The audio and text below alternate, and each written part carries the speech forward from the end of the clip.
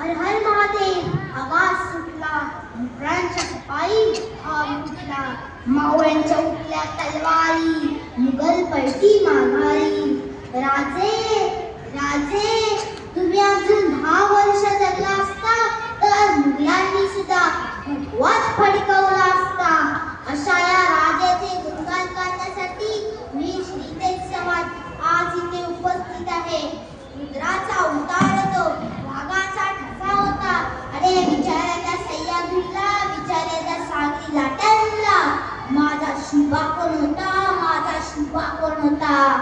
तलवारी तर सगळ्यांच्याच हातात होत्या, ताकद तर सगळ्यांच्याच मनगटात होती, पण स्वराज्य स्थापन करण्याची इच्छा फक्त माझ्या शिवाच्या हृदयात होती, माझ्या शिवाच्या हृदयात होती.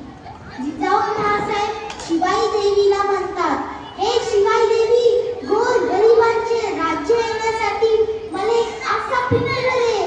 दगडांचाही बांधून फुटला, वाराही शांत झाला आणि सन 19 फेब्रुवारी 1630 ला शिवनेरीवर पुत्र जन्मला. पुत्र जिजाऊंना झाला, पुत्र शहाजी महाराजांना झाला, पुत्र महाराष्ट्राला झाला, पुत्र या मातीला झाला. एक प्रसंग सांगतो. महाराज एके दिवशी कोंढाण्यावर कुतुबशाला भेटायला गेले. त्या कुतुबशा कोंढाण्याचा राजा होता. एक राजा आपल्या भेटीला आला आणि कुतुबशा सर्व राज्य दाखवू लागला. ही बघा आमची शस्त्रशाळा, ही बघा आमची हत्तीशाळा. कर्नाटकी मनमस्त हत्ती होते इथे. राजांनी सर्व हत्ती पाहिले. त्यांना आश्चर्य वाटले. हे आश्चर्य लपवले गेले नाही. कुतुबशा म्हणाला, राजे तुमच्याकडे सुद्धा हत्ती असतील ना? राजांनी नाही म्हणून कसं सांगायचं? सह्याद्री बऱ्याच प्रदेश, इथे हत्तीसारखे जाड प्राणी नाही सापडत.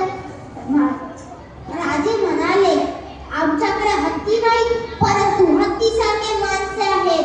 अशी माणसं आहेत तर उतरावा मैदानात, बघूया तुमची हत्ती ताकदवान की आमची हत्ती ताकदवान.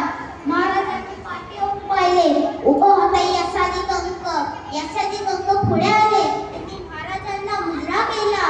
मुजरा करताच यशाजी कंक मरण पेलायला, हत्तीशी झुंजायला तयार झाला. एक होता कर्नाटकी मनमस्त हत्ती आणि एक होता महाराष्ट्रातील यशाजी कंक. हत्तीसोबत माणसाचे युद्ध चालू झाले. हत्ती चाल टाकत